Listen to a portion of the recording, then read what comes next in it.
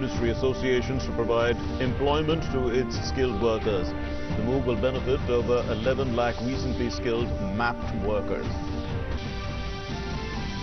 Monsoon to arrive in Kerala on the 1st of June. The Met Department predicts good rainfall in the first week over the west coast. North India gets a respite from the heat wave owing to a fresh western disturbance.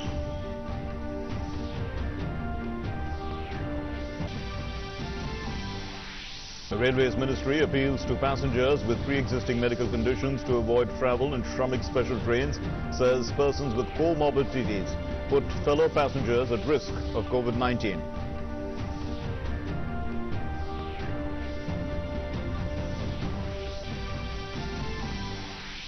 Second repatriation flight with 276 seafarers from Italy lands at the Goa airport this morning. 13 flights from Gulf to carry over 2,000 Indians under the VANDE BHARAT mission today. Flights from USA and Sri Lanka also scheduled to arrive today. India is committed to maintenance of peace and tranquility in the border areas with China. Ministry of External Affairs says bilateral mechanisms at military and diplomatic levels in place to resolve border issues peacefully.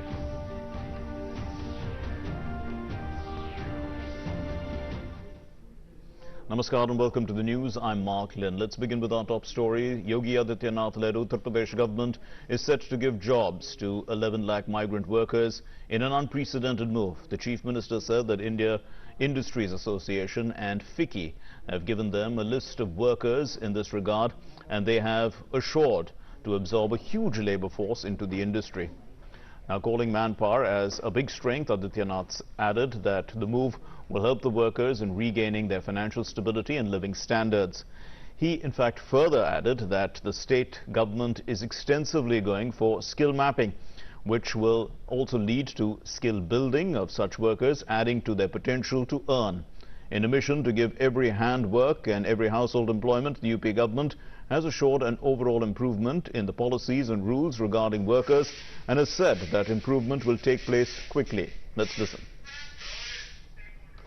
हर हाथ को कार्य मिल सके, हर घर में रोजगार उपलब्ध हो सके, इस दृष्टि से सरकार कार्य कर रही है और उस कार्रवाई को आगे बढ़ाने के लिए ही मैं धन्यवाद दूंगा कि इसमें सहयोग करने के लिए यहां पर इंडियन इंडस्ट्रीज एसोसिएशन, फिक्की, लघु उद्योग भारती और नार्डेको जैसी संस्थाओं ने अपनी रुचि दिखाई है। रुचि दिखाने के साथ ही इन्होंने लगभग आज हमें यहां पे 11 लाख कामगार और श्रमिकों को उपलब्ध कराने की एक सूची हमें उपलब्ध कराई है कि इतने लोगों को ये लोग व्यवस्थित रूप से अपने अलग अलग उद्यम में, अलग अलग फील्ड के कार्यों में रोजगार और नौकरी उपलब्ध करवाने की कार्रवाई करेंगे. And our correspondent Ramendra now joins us with some details about this. Well, Ramendra, I can see that this is a combination of skill mapping, skill building and also placement, and the numbers are huge. 11 lakh migrant workers are going to be placed. Fill us in with the details. Uttar Pradesh सरकार ने मुख्यमंत्री योगी आदित्यनाथ ने पहले ही कहा था कि हम इसको अवसर में बदल देंगे. जो प्रवासी मजदूर आ रहे हैं उसको हम व्यवस्था देंगे और उस पर पहले दिन से मैंने काम शुरू कर दिया था. पिछली बार भी जब हम लोग मीटिंग में मुख्यमंत्री के साथ बैठे थे तो उन्होंने लोगों से पूछा कि आप कहाँ से आए हो, क्या काम करते हो, और उसी हिसाब से आपको रोजगार दिया जाए. तो स्किल मैपिंग के आधार पर एक डाटाबेस स्टेट गवर्नमेंट ने तैयार किया है और इस बार जो उद्योग है जैसे जो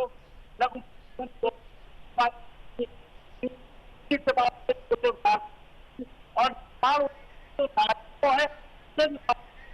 तो हमें जाना वहाँ 9 लाख का डाटा लोगों को देना है. तो एक पूरी अंडरस्टैंडिंग बताई कि ये जो प्रवासी मजदूर यहाँ आए हैं वो उत्तर प्रदेश से निर्माण में भागीदार बने. यहाँ उसमें तो सरकार तैयार. Well, thanks very much, Ramendra, for those inputs.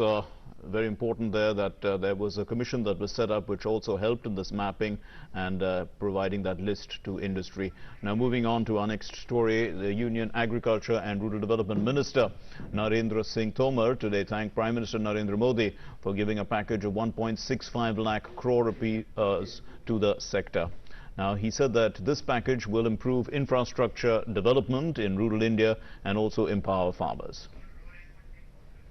कृषि के क्षेत्र ने अपने आप को पूरी तरह गतिमान रखा है और मैं धन्यवाद देना चाहूँगा प्रधानमंत्री नरेंद्र मोदी जी को कि उन्होंने गांव और कृषि की अर्थव्यवस्था में नुकसान न हो इस बात की चिंता की। जहां तक कृषि व्यवस्था में पैकेज का सवाल है, मैं समझता हूं एक लंबे कालखंड के बाद मोदी जी के नेतृत्व में सरकार ने कृषि के क्षेत्र में जो बीच में गैप्स थे उनको भरने के लिए कृषक को और कृषि को आवश्यक सुविधाएं मुहैया कराने के लिए, कृषक को उसके उत्पादन का उचित मूल्य मिले, इसमें जो बंदिशें हैं उनको हटाने के लिए जो कदम उठाए हैं वो स्वागत योग्य हैं, सराहनीय हैं। कृषि के क्षेत्र ने Moving on to our next story then, the India Meteorological Department has predicted the monsoon will arrive over Kerala on the 1st of June. The IMD Deputy Director General Anand Sharma said it's a good sign. And he added that the first week is going to be good for the West Coast, especially up to Maharashtra. He further said that the heat wave has already abated and northwest India is now comfortable.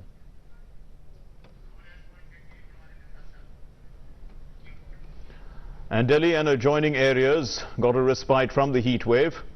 In fact, we are going to be joined by Tapas Bhattacharya, our correspondent, with an input. Well, Tapas, good news then that the monsoon is coming on time, and you know, there was concern because of Cyclone Ampan that it may be delayed a little bit, but this is the good news that it's coming on time. And another good news is that you know, we who were finding it a bit hot out here are quite lucky that the heat wave is abated. Yes, Mark. I mean, let me just start with the, back home, back in Delhi, the heat wave that was going around and was making life difficult for all of us in the last 1 week or so. Is going to give a lot of respite because of the western disturbance that has started from yesterday evening onward. The western disturbance has made life easier, and it's going to continue till the end of this month. So till 30th of this month, there will be respite. We will find intermittent showers, not just in Delhi but also in the NCR, Punjab, Haryana, Eastern UP. Even till Madhya Pradesh, we will find the impact of that going till even there. Even in Rajasthan, we will find the people from Rajasthan will find that the heat wave had dissipated considerably in this next few days. Now, coming back to the monsoon that we were all talking about, IMD at one point of time, because of certain because of cycle Amphan and also because of the Madden-Julian oscillation, it's a MJO point that they used. They felt that the southeast monsoon will come late by 5th of June. They had a 4 to 5 error, Yes. margin of error. They have kept that in their point of view. But because of cyclone Amphan, there was a there was a paucity of circulation in the lower atmospheric pressure, and but the best part was that in the last few days, the speed of the monsoon has picked up. In fact, over the Andaman Sea, it was stalled, but it has picked up because of the Southeast Arabian Sea. Low pressure area has formed, and that actually created a lot of depression in that, and that kind of led to the hastening of the southeast monsoon in the country. And we Yes, expect that by the end of even by the end of let's say 30th of June, we might find the monsoon striking the coast of Kerala. 1st of June, definitely, we've been told that it's going to hit, but we might find that it is knocking at the door of Kerala maybe a day earlier also. So that's good news for the country, which is with 60% of its economy and most of its population are Yes. dependent on this 4 month of Yes, seasonal Tapas. rain. So a lot will go on in the planning, and if the monsoon is normal as predicted by IMD, we Right, may Tapas. be in for a bumper crop this year. Thanks very much, Tapas Bhattacharya, with those inputs. Now moving on to our next story then. With regard to the Shramik special trains, the Indian Railways has observed that some people who are availing this service have pre-existing medical conditions, which aggravates the risk that they face during COVID-19 pandemic. And also a few unfortunate cases of deaths related to pre-existing medical conditions while traveling have occurred. Now, in order to protect the vulnerable people from COVID-19, in line with the Ministry of Home Affairs, the Railways has appealed to people with comorbidities like hypertension, diabetes, cardiovascular disease, cancer, immune deficiency conditions, pregnant women, children below the age of 10, and persons above the age of 65 to avoid traveling by train except when it is absolutely essential. The Indian Railways Parivar is working 24/7 to ensure that rail services are provided to all citizens of the country who are needing travel. But the safety of passengers is the primary concern, the biggest concern, and so the Railways is seeking the cooperation of all citizens in this matter. In case of any distress or emergency, do not hesitate to reach out to the Railway Parivar, and they will always help you. And the helpline numbers, in fact, are 139 and 138. The Director General of Civil Aviation has given permission to SpiceJet to conduct drone trials for faster and cost-efficient delivery of medical and essential supplies and e-commerce. Drones will especially help in delivery of essential services and supplies to remotest areas of the country. Arun Sharma now joins us with an update on the story. Well, Arun, this is the use of technology at its best. Drones delivering, your supplies. People at this time, when they have to maintain social distance until we get a vaccine or until we can come out and live our lives again, this is going to be revolutionary in a sense. That's right, Mark. And now we know this fact that because of the COVID, the government announced an initiative known as Lifeline Udan, under which the airline operators are carrying various cargo items, medical supplies, emergency supplies to various destinations in our country. Now, under the Lifeline Udan only, thousands of tons have been transported from one place to another. The airline operators have, basically traveled close to 6 lakh kilometers during this time of COVID to provide the urgent supplies, the medical supplies, and of course the important supplies which is needed at this hour. So now what the government is focusing as to how can last mile connectivity can be ensured. And of course, we know this fact that drones are something which can reach at a place where there are no airstrips as well. So what we're learning from our sources that northeastern states can be on a priority area as far as supplying of drones are concerned. We know this fact that SpiceJet, that means the Director General of Civil Aviation, has given permission to conduct the drone trials to SpiceJet. And SpiceJet is one of the private operator, the private airline operator primarily, who is having a great expertise as far as the cargo supplies are concerned in our country. So in this case, the subsidiary of SpiceJet, that is SpiceJet Express, they'll be conducting the drone trials. And of course, we can see the very limited routes initially, but afterwards the expansion can be done. So wherever there are no connectivity, there are no airstrips, and where there were there are far any spot or any place which is far away from the main airstrip, from there, a drone movement can be done, and therefore the medical supplies can be transported to the required destination. So it's a revolutionary step by the government in this hour of COVID. Thanks very much. Arun Sharma joining us there from New Delhi with those inputs. Now moving on to our next story. The Vande Bharat mission continues in full swing. 45,216 Indians have returned till now, and during phase 2 a total of 429 Air India flights, 311 international flights and 118 feeder flights from 60 countries are scheduled to land in India. 13 flights are scheduled from the Gulf countries today to bring back nearly 2,000 Indians. The maximum number of flights has in fact been scheduled from the UAE. 6 flights will take off from Dubai to Jaipur, Kochi, Kannur, Hyderabad, Kozhikode and Thiruvananthapuram. Another 2 flights are scheduled from Abu Dhabi to Kozhikode and also to Thiruvananthapuram. The Saudi Arabians have also scheduled two flights from Saudi Arabia to India. From Riyadh, there's a flight to Srinagar, while one from Jeddah as well will fly to Kozhikode. And Kuwait has two flights. These are scheduled to Ahmedabad and Kozhikode. Muscat has one flight to Kochi, and Doha has one flight to Kannur. And the priority is being given to distressed workers, stranded tourists, pregnant women, medical emergency cases, as well as senior citizens. These are the priority areas.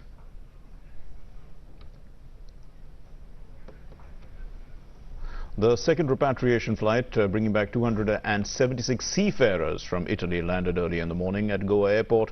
All the required protocols were duly followed and taken care of at the airport. 73 seafarers are residents of Maharashtra. The remaining are Goans. The state transport buses were arranged from the airport.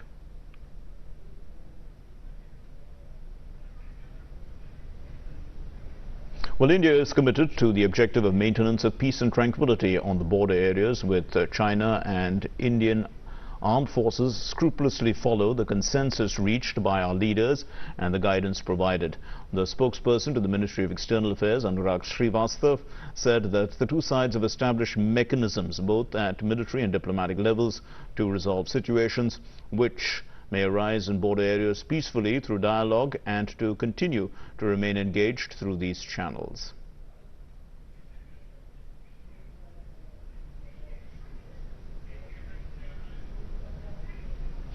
Well, Abhishek Jha joins us with an update on this. Abhishek, in fact, we don't have Abhishek on the line. Let's move on to our next story. Soon India will be occupying a seat in the 15-member United Nations Security Council. The UN Security Council is going to elect its new members for non-permanent seat for the years 21-22 on the 17th of June. India's candidature for the UNSC non-permanent seat for two-year term was endorsed by the Asia-Pacific Group last year in June. 55-member Asia-Pacific Group also includes China and Pakistan. Now, each year, a 193-member General Assembly elects 5 non-permanent members for a two-year term to the UN Security Council. The 5 permanent members of the Security Council are China, France, Russia, UK and the United States. Now let's move on to our next story. This is the latest update on the COVID-19 from across the country. According to the Health and Family Welfare Ministry, 89,987 active cases have been registered across the country. 71,105 people affected with the coronavirus have been cured and discharged, while 4,706 people have lost their lives due to the coronavirus. Let's now take a look at the latest update on the global confirmed cases of coronavirus.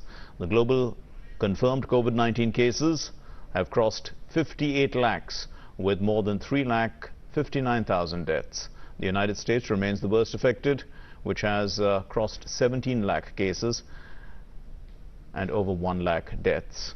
And now Brazil is the second worst affected country. It has over 4,38,000 confirmed cases and over 26,700 deaths.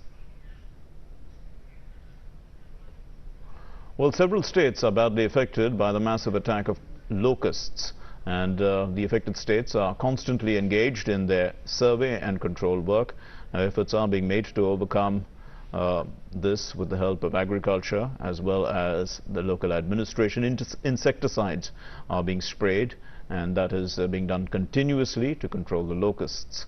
The locust control stations have also been set up in the affected states. Survey and control operations have been launched on a war footing. And Kanpur District Administration has issued an alert to the farmers of Gathampur, Narwal, Bilhor tehsils against a possible attack of locusts on their crop. They asked the tehsil officials, this is to be aware of the situation. The farmers have been told to use old tradition methods, tested methods to counter the attack of locust swarm. The locust swarms can be diverted by making a noise for one. Therefore, the old method to counter the attack is to beat drums, also plates, anything that makes noise in a group to ward off the locusts, but maintaining social distance during the process because of COVID-19. Meanwhile, chemical and pesticides are being sprayed on locust swarms to save the crops.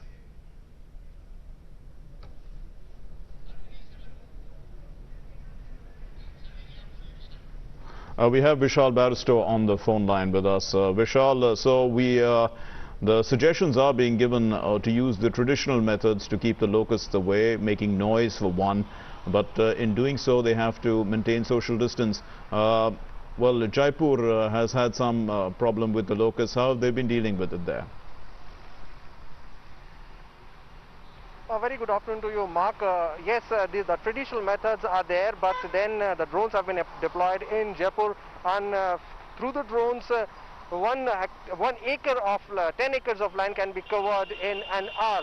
So the insecticides are being sprayed through the drones. And meanwhile, let me also tell you that the government of India has also asked for special machines from United Kingdom. Now these are sprayers that could be installed on the choppers so that a wider area could be covered. As far as Rajasthan is concerned, 11th of April was the day when locusts entered from Pakistan through the borders of Sriganganagar and Jaisalmer. Since then they have crossed the eastern Rajasthan, and Jaipur falls under eastern Rajasthan. This is the first time that such attack has taken place in the last 25 years. So it's a massive attack, Mark.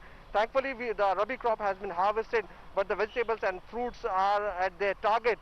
So that the locust need to be controlled, and a locust has a life cycle of 3 months, and in 3 months it breeds in 3 times.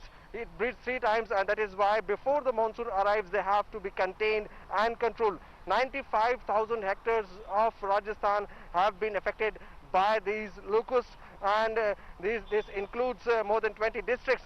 But 73,000 hectares have been sprayed and controlled as claimed by the Rajasthan government. So many efforts are being put in, but definitely it's a very serious attack. Yes, and normally they come in the month of July to October, but this is the first time that they have entered Rajasthan and India, and also crossed Rajasthan and entered other parts of the state in summer. So this is certainly quite a serious challenge for the authorities, but both the central and the state government are working in tandem to contain and control this locust attack. Mark? Vishal Barrister, thanks very much for those inputs, and with that we conclude this bulletin. Thanks very much for being with us. Namaskar.